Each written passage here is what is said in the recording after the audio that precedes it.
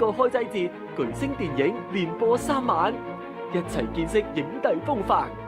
花旗少林、周潤發。老邊個啊？想同你一齊死嘅啫。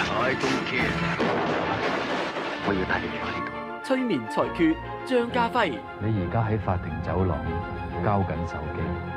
我好懷疑呢度係咪有人喺度操控緊陪審團？新精武門1991，周星馳。